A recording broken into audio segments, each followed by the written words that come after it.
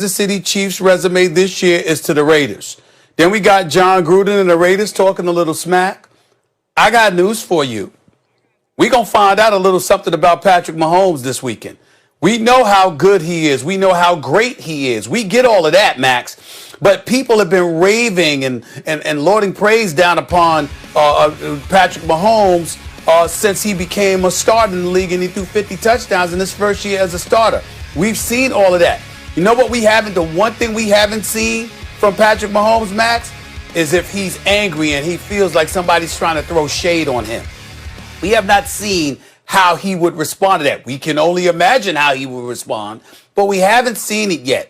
And the Raiders are my team that I'd say is the sleeper. I think John Gruden's doing a hell of a job along with Mike Mayock. I do. I think they deserve a lot of credit. I think Derek Carr, who's been on a mission to regain some of the respect he thinks he may have lost over the last few years, he's having an outstanding season. I've been very impressed with what I've seen with Derek Carr. Not turning the ball open, throwing the ball with some accuracy, not folding under pressure, what have you. I've been very impressed with what I've seen from Derek Carr.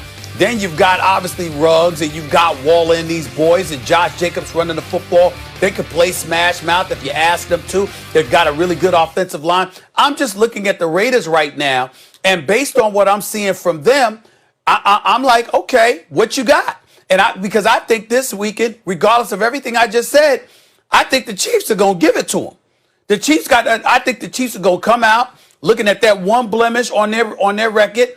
Ladies and gentlemen, I think we need to be looking for a potential blowout this Sunday with the Chiefs and the Raiders. We need to keep our eyes on that. The Raiders better be ready because they could be in some trouble. Well, the Chiefs are capable of blowing out any team. And I hear what you're saying. I think it's an interesting point about Mahomes and the Chiefs. Like, they have something to prove now against the Raiders, divisional rival. But the Chiefs, let's not forget, the Raiders, rather, let's not forget, had the same situation going into the first game. So Derek Carr, especially, can he throw it down the field? And he obviously was highly motivated. Let's see what happens with Mahomes now. I like that point. But if the question is, can the Raiders win again? The answer is yes. A lot of things have to go right, but they did the first time they met. First of all, the Chiefs want to avoid shootouts, which is shocking. I keep telling you this, Stephen A. Casey Joyner, the football scientist, appears on the Max Kellerman Show, ESPN Radio, 2 p.m. Eastern. Check it out. And informed me several weeks ago, Chiefs want to avoid shootouts. What? When Mahomes burst on the scene in 2018, they were beating everyone with shootouts. What do you mean they want to avoid shootouts? They want to avoid shootouts. They're above 500 in those kind of games, but not much. And in every other game, they're almost undefeated. So if you can get into a shootout with the Chiefs, at least you have a chance. But the Raiders didn't simply get into a shootout with them. They got excellent line play. They had some speed on the outside, and Derek Carr was throwing good passes, accurate passes down the field. So they jumped out to a lead. And in the second half, rather than continuing to do that, Gruden showed his chops, which, if you've watched Gruden at all, you know he's got them, at coaching chops. When he stopped taking those shots down the field and with a lead, starts to run the ball, right? A lot of things went right for them, including excellent offensive line play against the Chiefs defense, which in the last year and a half has actually been very good for the most part. Excellent play by Derek Carr and smart coaching late in the game to grind it out after throwing the ball down the field. The question is, can the Raiders repeat that, or can Gruden have another trick up his sleeve? In other words, do we think that's a parlor trick Gruden ran, or do we think he's actually an excellent coach and can make adjustments? I think Gruden's actually an excellent coach and can make adjustments. I think Derek Carr is capable of playing at a high level. Whether or not he always does, he'll be highly motivated to do that now. And I think the Raiders have shown that they can draw the Chiefs into a shootout, into a slugfest, which at least gives them a chance. They could sweep. The Chiefs could wind up losing the season series, getting swept by the Raiders, and those being the only two losses on their record in the regular season. This could happen.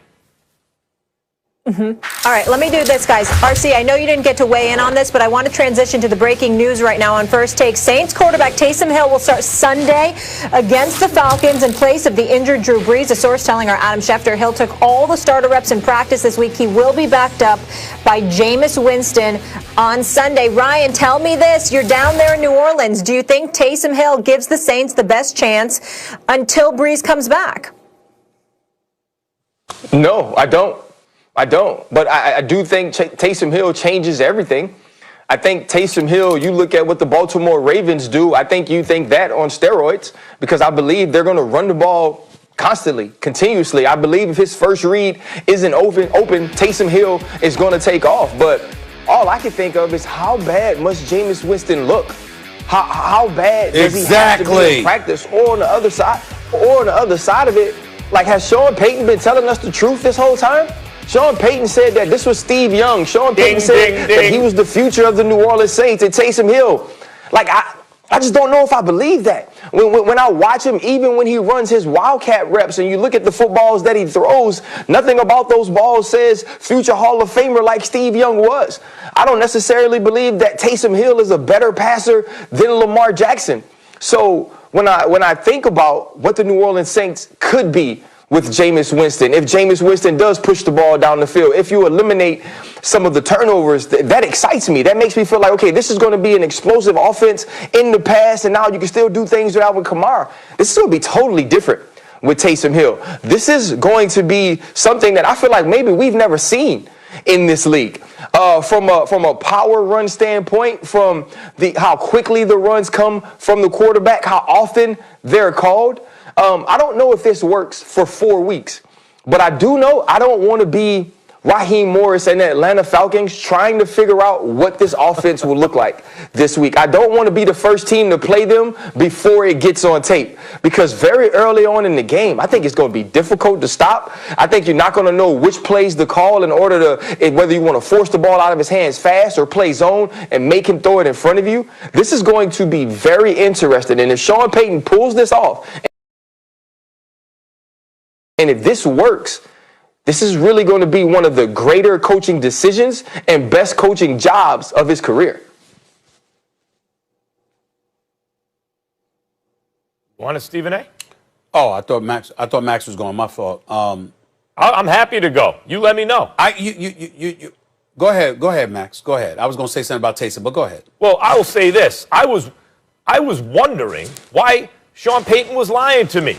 Because he was pumping up in the Super Bowl. Remember that, Stephen A? Sean Payton was stayed pumping up Taysom Hill. And then I'm like, yeah, but watch, now Jameis is going to get the ball. So, like, what was in it for Coach? And he didn't seem to be, you can kind of usually tell if someone, he didn't seem to have an agenda or be lying.